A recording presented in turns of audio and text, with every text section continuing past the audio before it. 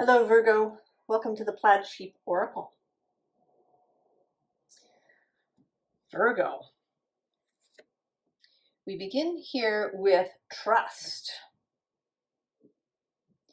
And this reading is about you and somebody else. I think it is one person, although I suppose that it might be a group, a small group maybe. But I'm going to speak about it as if it's just one person. So this is about you sort of teaching someone about trust.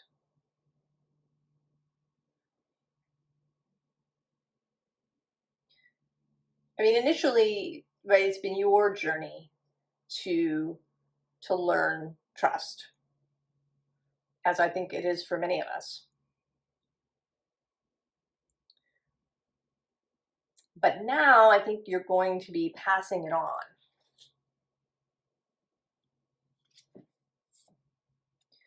So we start here with the page of inspiration.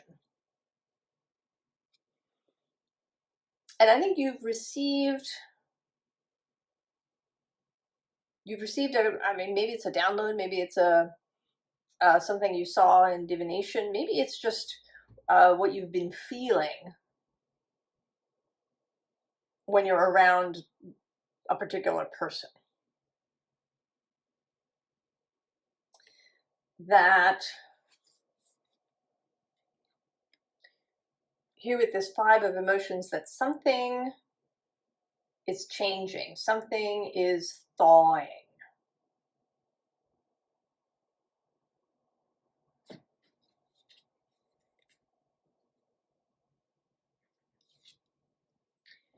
And with this 7 of emotions, I sort of see you just really taking the time to look at it from all angles, to really assess the emotional weather, the emotional state of this person, and what is going on with them.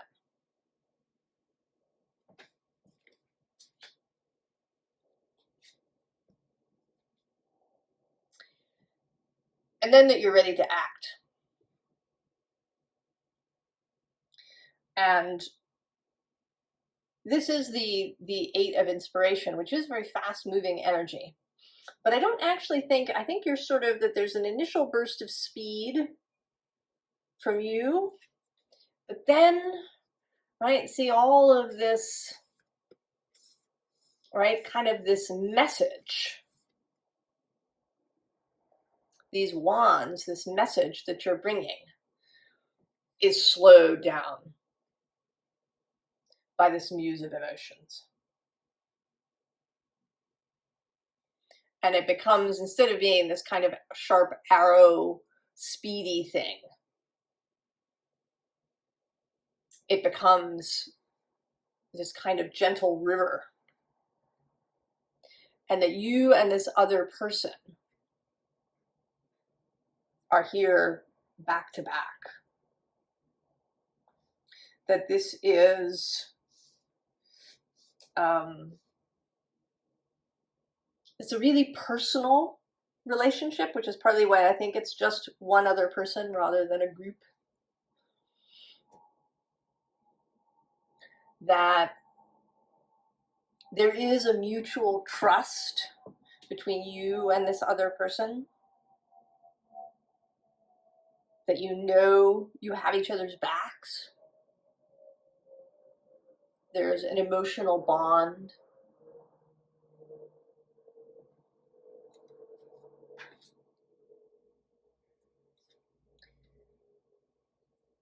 And that they are now ready to kind of get woken up.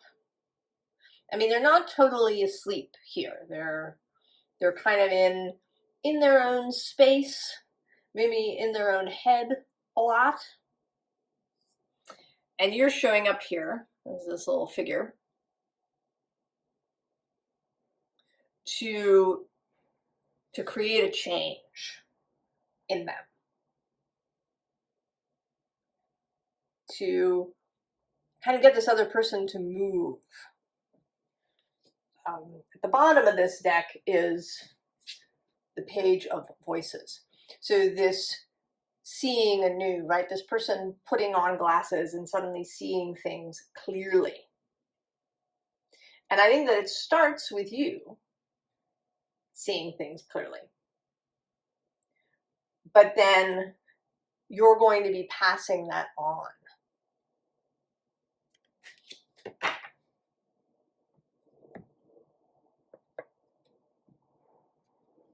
So they are actually showing up here as this King of Tentacles.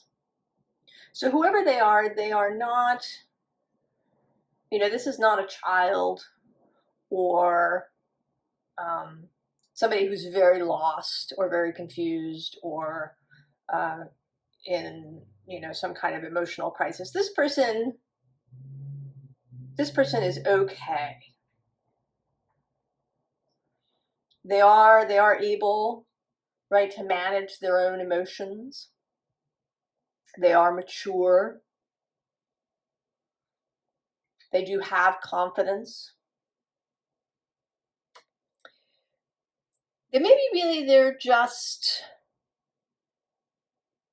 a little perhaps set in their ways, right? Having been in this submerged state.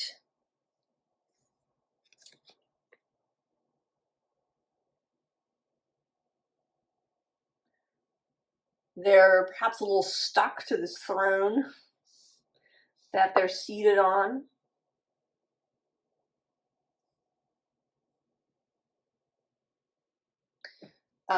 The bottom of the deck actually has the Queen of Combustion, who in this deck is a very relaxed, languid queen. They may be a little complacent, perhaps. There is this sense of a lack of movement, of being sort of glued to something. Not so much stuck. I don't want to say that they're like stuck, but that they're, you know, glued to a particular way of life.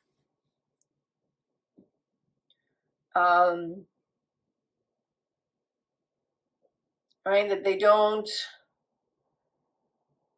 you know, maybe they don't see a real reason to change because things are kind of, you know, they're just fine.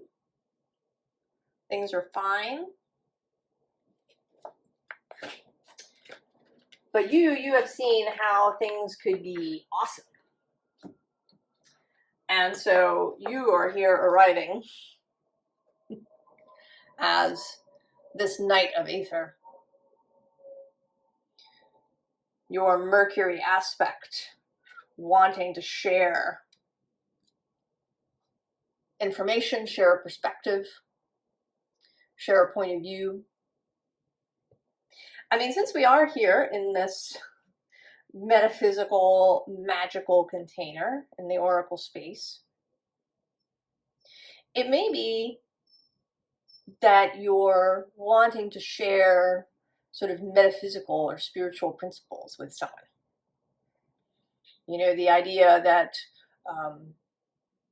you know, you create your own reality, that how you think and how you speak and how you move through the world has real consequences, that you can see that it is possible to create, to manifest what it is that you want in life if you use these principles.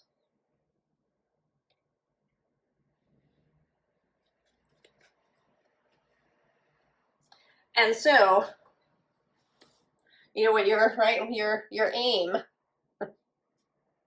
is death, right? You aim to transform how this person moves through the world. You aim to get them off their throne.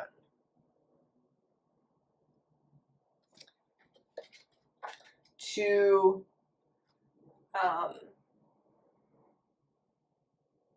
bring them into this metaphysical point of view, right? Here with this Eight of Pentacles. To get them moving, right? This is the Eight of Cups. To leave behind points of view, perspectives, beliefs that are counterproductive. I mean, again, I don't think this person is in any kind of deep hole. I think that they are okay. But maybe they're settling for something. Perhaps they're settling for a job that's just sort of okay. You know, pays the bills, isn't too bad. Maybe they're settling in a relationship that's like that. You know, maybe their whole life is just sort of, yeah, it's okay. It's fine. And what you want, right, is to go for them to leave the fine. Ooh, and get to the sun. The wonderful, the fulfilling, the satisfying, the creatively inspired life. The kind of life where you're eager for the day to begin when you wake up in the morning. Right? That you bounce out of bed and are excited about the day. You know, and this doesn't have to be a life of some, you know, grand pursuits, that you have to be CEO of something or, you know, start some kind of company or foundation or, you know, change the world. That it can be a very simple life, but that it is satisfying and appropriate and what this person really desires in their heart.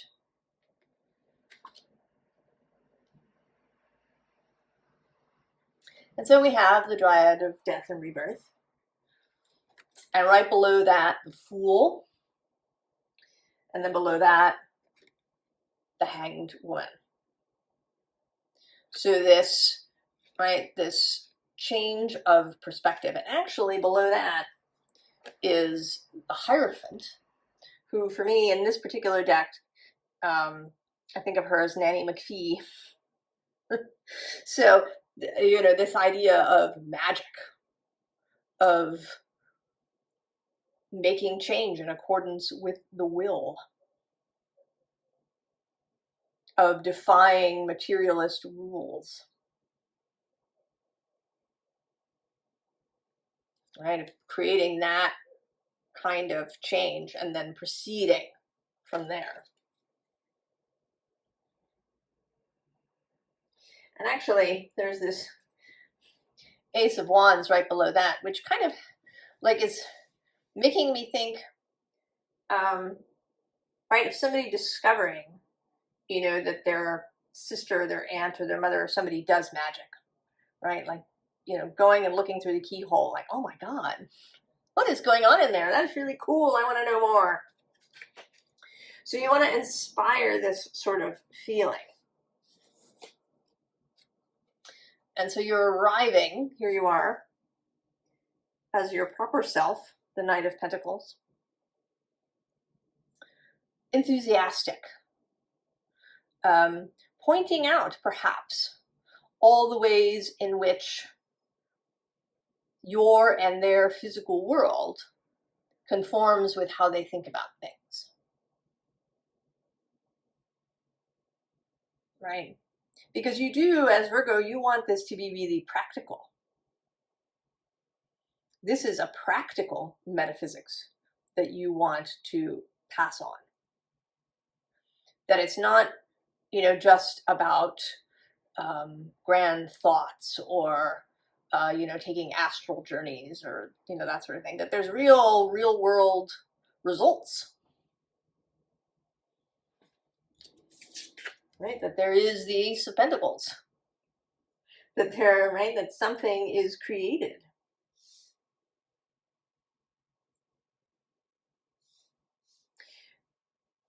And I think that this is your preoccupation, perhaps, this physical. But that there may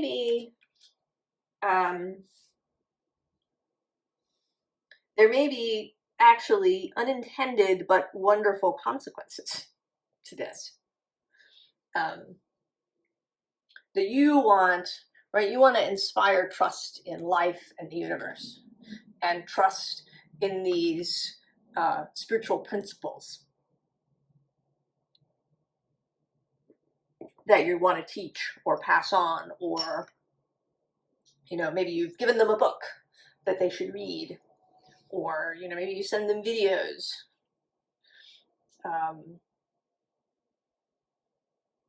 So that they can learn these things themselves. But there are, right, other things are going to happen as a result of this. And I think that they're going to happen for both of you. So there's this welcome home. And of course, for them, when they allow this new information to come in, when they decide to trust, and perhaps, right, the first thing is that they trust you. And so then they're willing to trust the information that you provide.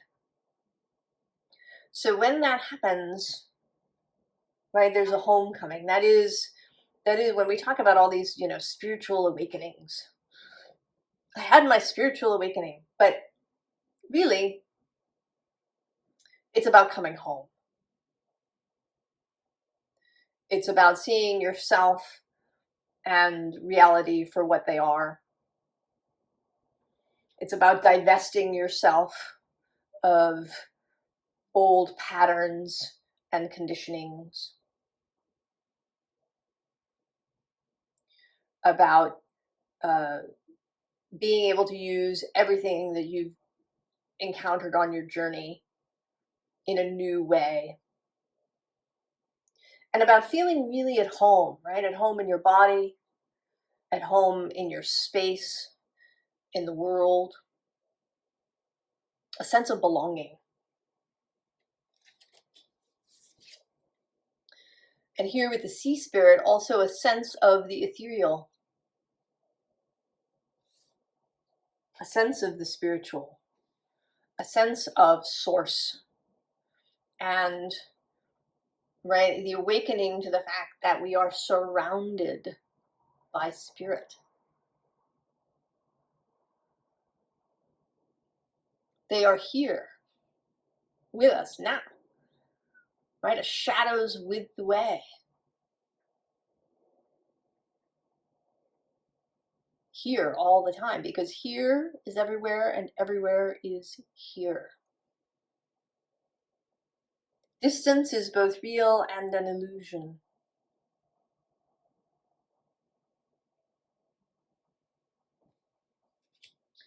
And really coming to feel that and understand that. And then this kind of lifting off with this maiden.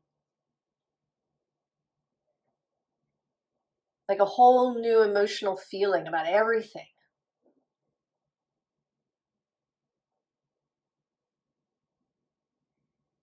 When we recognize, right, the reality of things.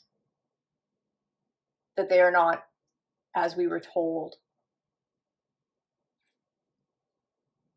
This is an awakening, and it is, I think, you know, there's no greater way to understand something than to try and teach it to somebody else.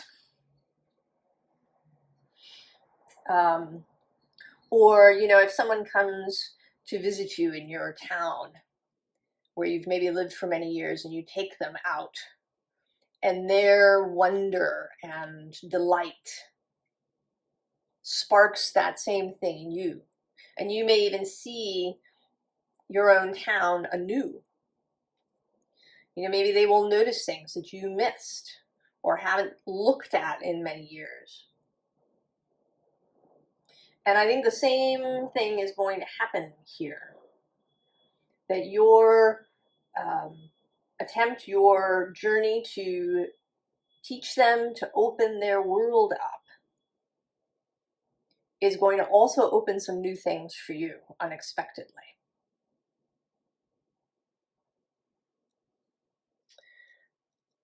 Now, you are going to take them to a certain point. And then you're going to kind of, send them on their way. Because they're learning, their journey, their understanding is going to be different from yours. So they are going to leave behind, all right, disappointments. We have the Five of Cups here, and actually the Eight of Cups at the bottom of this deck. So they're going to reach a point where they're ready to kind of set out on their own, right? You will have given them a foundation, and then you're going to wish them well on their way.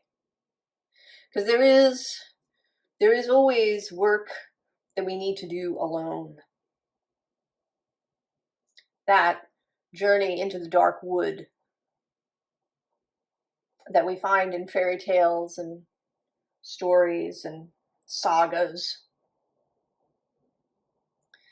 that some of that has to be done alone, or at least away from other human beings, right? That is in that way solitary, but you are, of course, always accompanied by your fellowship.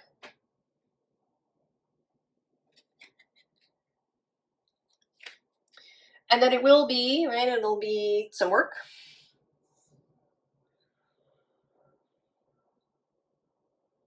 That it will be an effort, perhaps, on their part to do this, that there will be some trial to it. Maybe that they thought their life, right, they felt their life was just fine, but they're going to discover that there were things, perhaps that they'd been ignoring or suppressing. Maybe the job that they're at that they thought was just fine is actually really not fine.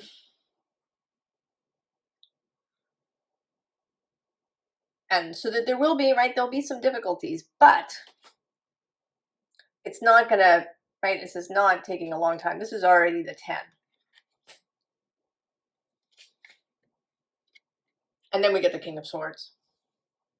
Clarity, right, to add to that King of Pentacles, Cups energy. A greater clarity about their own life, about what it is that they want and desire. The ability to plan, to know how to proceed from here. To be discerning also about what they encounter along the way, right? What's for them and what's not. Because every space, including the spiritual, is, filled with many rooms and corridors. And not all of them are for them.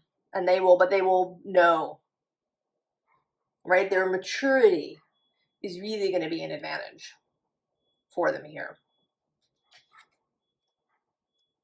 And then they will meet the High Priestess. They will begin through their own experience to learn about their intuitive abilities, their visionary power, the astral journeys maybe that they will make. I mean, it may turn out that they are the High Priestess. And that it was this, right, that you perceived, whether knowingly or not.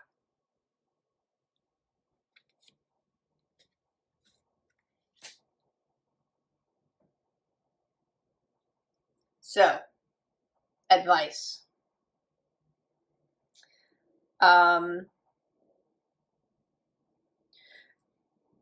mostly, right, a lot of it is a sort of a hands-off thing. So we do have the student of air. This is the page of air. So we do, right, you deliver the message clearly, but you just, right, you just drop the message off.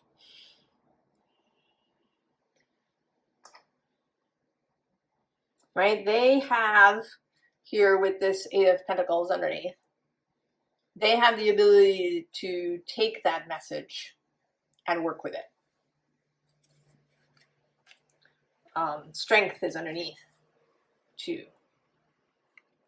So this person is going to be a good student.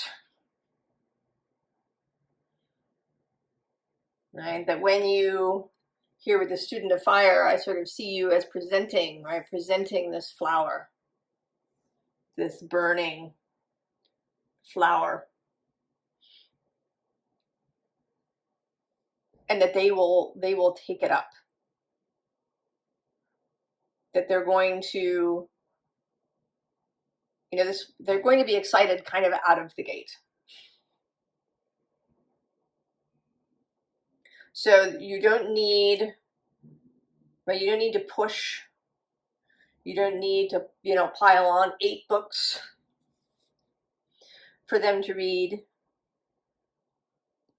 You know, you're essentially, right, it's like you've taken them to the window and you've pointed out this vast vista, and you open the door and they go. And then as the seer of air, who is the final air card, just kind of keep an eye on things, right? Be there. Just see how things are going. Take a long view of things. You know, don't get too obsessed with the details of what they are doing or how they are proceeding. You know, this is kind of, we've spoken, Virgo, about you asking for help and then letting people do things their way. This is the same thing.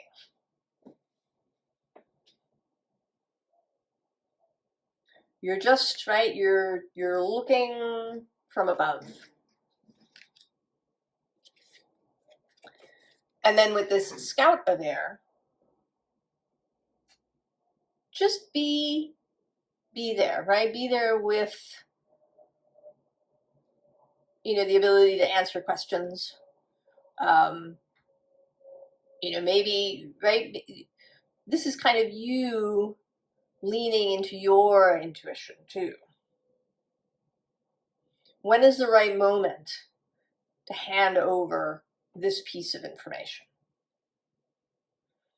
Right, you're kind of, right, they go on this journey themselves, and you kind of metamorphose a little bit into some of the people they meet along the way. Not all of them, right? We go on this journey into the forest and we meet different creatures and beings. And you may, right, you may show up there again later as one of these beings, as a guide, as somebody making, you know, here is this offering, right? I gave you this book 2 months ago and you've been doing stuff, and then now I feel it's right to give you this book or share this practice.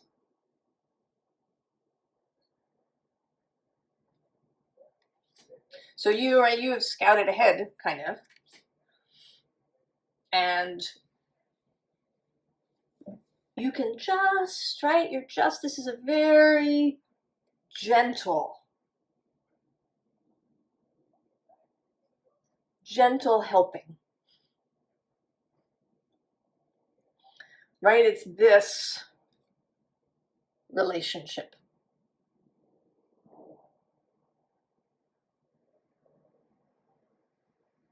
And, right, trusting in your own fellowship, in your own guidance, and then trusting them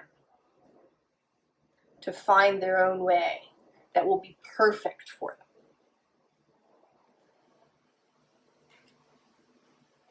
them. The bottom of the deck that this card came from has the dragon. Power and strength. So, who's on the other bottom? Oh, forgiveness. So this person has their own power, their own strength, their own ability to discern what is for them and what's not for them. And it may be that you won't even agree in every way. Maybe they'll choose a practice that doesn't work for you.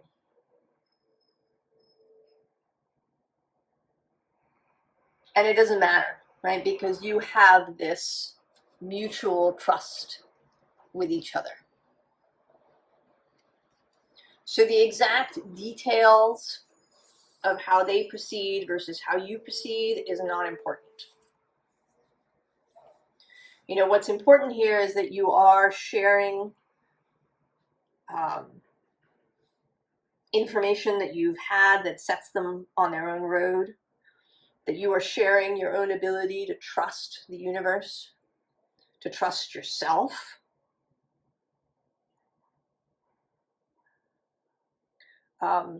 That you are trusting them. And isn't it wonderful when somebody trusts us?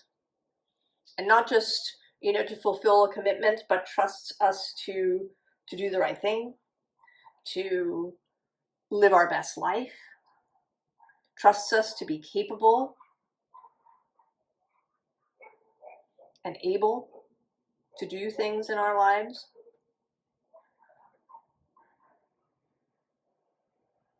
So this is, right, this is, you know, something, a wonderful gift that you're giving someone, but there's going to be beautiful consequences for you too, Virgo.